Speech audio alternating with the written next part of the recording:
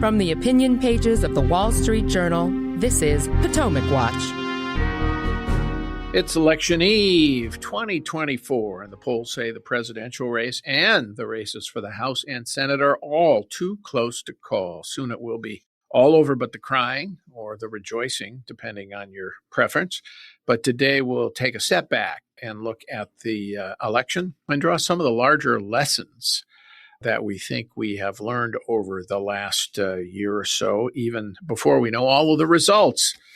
This is Potomac Watch, the opinion podcast of the Wall Street Journal. We're here every day, and I'm Paul Gigot, the editor of those pages. And this is a special pre-election Monday edition with my colleagues Kim Strassel, Bill McGurn, and Kyle Peterson. So let's start, Kim. I want to ask just what do you think we've learned, if anything, over the weekend? The big poll that shook up the race was the one from Iowa, the Iowa poll that Ann Selzer runs for the Des Moines Register. And she's a high-quality pollster, and she found, shockingly, that Trump was losing the state by -3 points. And even if that poll is wrong by, say, 6 points, Trump is only winning Iowa by 3, that would mean, which means he's underperforming in the Midwest. And that probably means with college-educated women and men, that would be a bad omen for Trump, Kim. What do you think of that poll?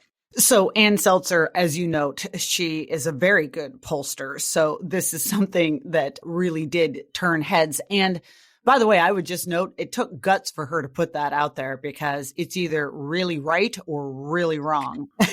A lot of pollsters, if you look at every other poll right now, some people have called it herding.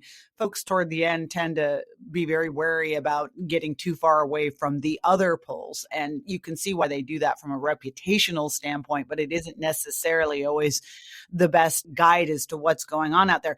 And here's the thing, Paul, if you look at this poll from Iowa, on the one hand, it would seem absurd. This is a state that Joe Biden lost by 8 points last time. Right. So, I mean, this would have to be an 11-point shift, a 12-point shift, which would be remarkable. Most people seem to think there's something off in the poll, but it strikes me it's in line with a lot of really weird things we're seeing out there. We're seeing the phenomenal numbers of first-time voters come in, and depending on the state that you're looking at and whether or not they break those ballots returned by party breakdown, some of them are, like in Pennsylvania, it looks like a huge new wash of Democratic women, although in Arizona, it looks like a huge new wash of Republican men. The polls are suggesting all of this is on a knife's edge. We got the latest New York Times Siena polls over the weekend showing Trump ahead in some states, Harris ahead in some states, but all of them within the margin of error, essentially, maybe other than Arizona.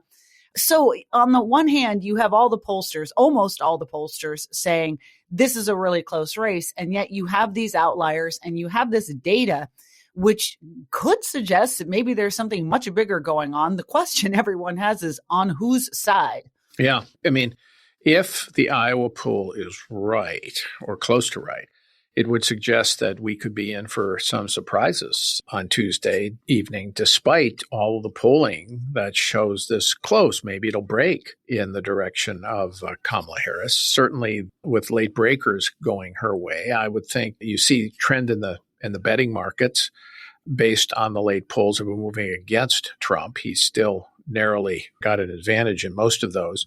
And then you got the last week or so of Trump's comments, which have been many of them caustic and highly critical, taking on like Liz Cheney, calling her a chicken hawk, for example. Now, a lot of what he said distorted, exaggerated by the media, but maybe it plays in, Kyle, to the view that maybe Donald Trump is the riskier choice.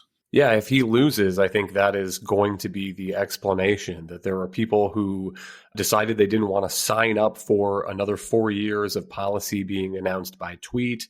All the staff turnover, Trump went through 4 White House chiefs of staff, just to take one example. And many people, I think, have somewhat forgotten those years. They remember the good economy. They're unhappy with the Biden-Harris administration's record on inflation and on the border. Biden's approval ratings, job approval ratings are pretty dismal for an incumbent party in the White House.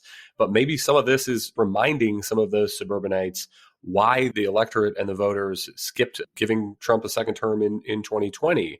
I think that will have to be the explanation. And late deciders, the advent of early voting and mail voting means that there are fewer of them than there used to be. But part of the reason that Trump won surprisingly in 2016 is he won those people who had made up their minds in the last days and weeks before Election Day. And it remains to be seen how that cohort of voters will turn this time. Bill, the House and Senate still very, very close. The last insight I've been getting here on Monday from a couple of sources is that Republicans still feel quite confident about Montana. Of course, they're going to win West Virginia. That would get them to 51. They think they'll hold all their narrow seats. They think Ohio is close to being won, particularly if Trump wins that seat comfortably. The rest, though, no real sure thing.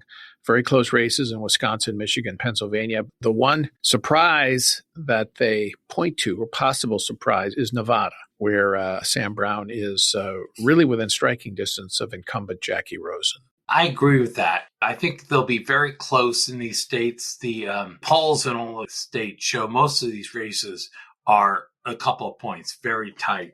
But I think a lot of Democrat incumbents will eke it out. I think, for example, Dave McCormick, that's a wild card. If he's to win, it'll be because of a Trump surge. He's behind. Trump is ahead. I think it's by 0.1%. It's so tiny, it's almost non-existent. But if Trump does well, he could pull McCormick over the goalpost. But other than that, I think you're going to have a lot of races, very tight, very close. But in the end, the incumbent will prevail. But as you point out, the Republicans could still take the Senate if they get Montana, and they're going to get West Virginia. Yeah, that's still, but very narrow majority. And if Harris wins the White House, they're one retirement or one illness away from giving up that majority.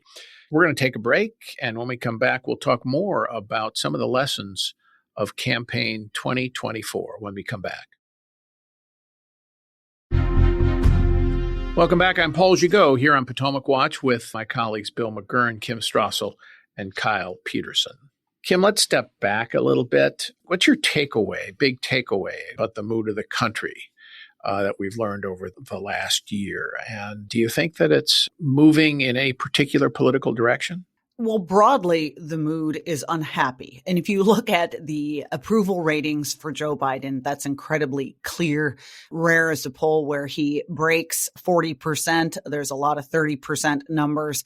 People are very unhappy with inflation, with crime, with the border chaos, with this feeling of international disorder. And if you just look broadly at things like, for instance, Gallup recently found that for the first time in a long time, more Americans were self-identifying as Republicans than they were Democrats, which was kind of shocking because even going back 6 or so years ago, that number was almost more like Democrats +8. So there's been a mood, and I think what you see generally is a desire for change.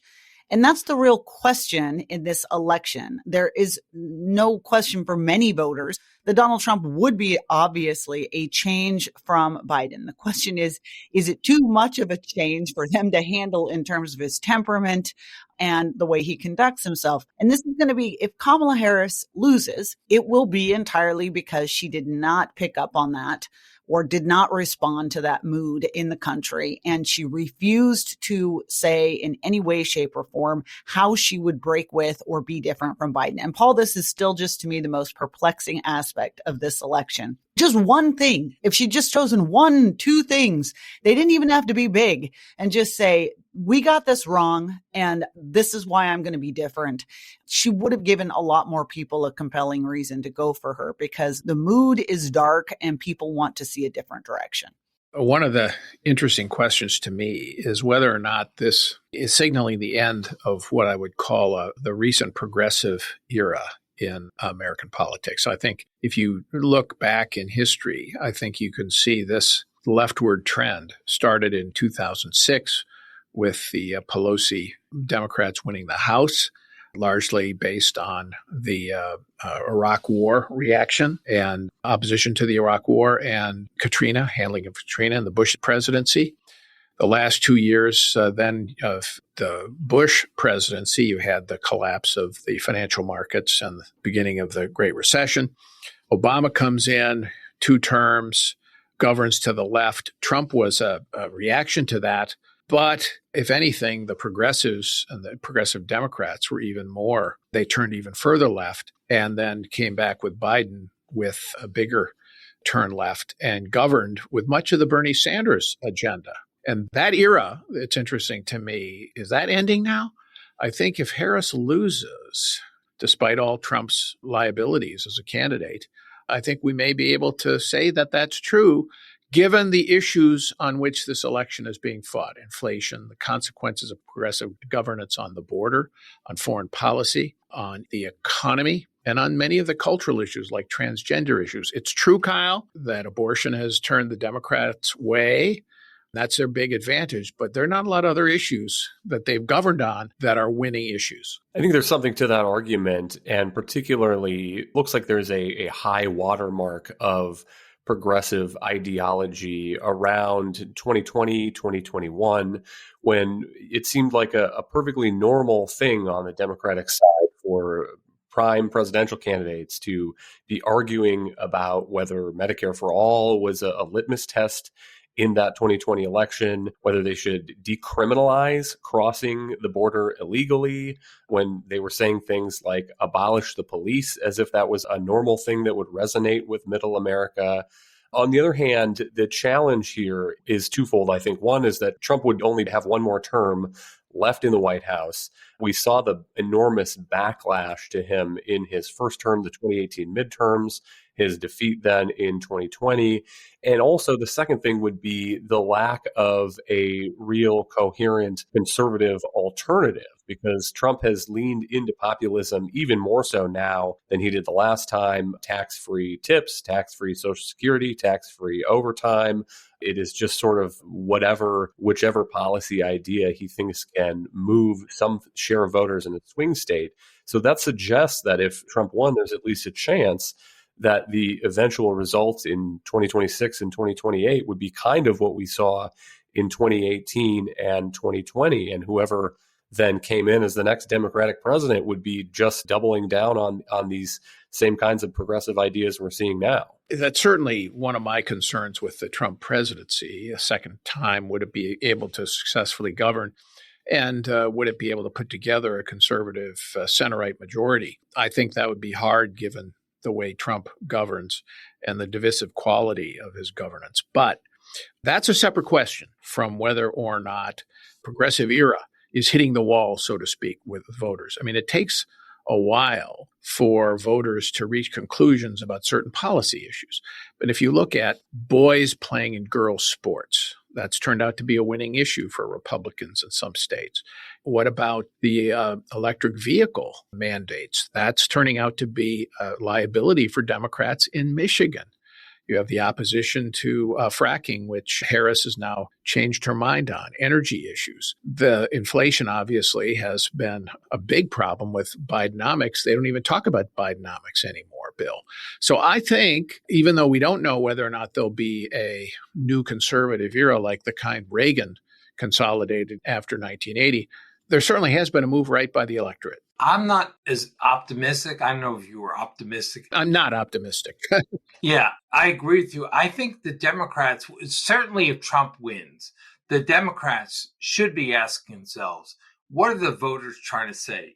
We threw everything at this guy, impeachments, indictments, making fun of him, everything we got.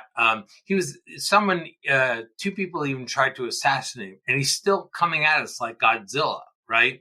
And knocking over buildings and so forth. I think, we talked about this before. When Reagan was president and the Republicans won, there started to be a realignment among Democrats. Eventually, the Democrats would form the Democratic Leadership Council, I think in 1985, after Reagan's reelection. And that really influenced Democratic politics and pulled it toward the right. And Bill Clinton was the vehicle, really. Clever politician who could sell the vision and kind of presented himself as a more moderate version. That's difficult today. All the things you mentioned for Democrats. They're kind of a quasi-religion. The DEI, the transgender, it's like a religion, identity politics, picking people because of their race or gender. I think it'll be very hard for them to change that. That's different from 85, where they just had to show a little more conservative inclination on policy. I think this will be very hard. And especially it'd be hard because it probably won't be a landslide election like Reagan's reelection. It'll be close. And they can argue, I'm sure a lot of them will argue, the problem with Kamala is she repudiated all the liberal ideas that she used to avow. And so people are left unpersuaded by it, didn't know what she stood for. I'm sure Bernie Sanders will say that. If we were clear and firm and loud in our progressive ideology, the voters would have rewarded us. My guess is that will be the likely take. Certainly that will be Bernie's take. I'm not saying Bernie is a communist, but remember that old line, communism has never been tried. That's why it is always, you can't call it a failure.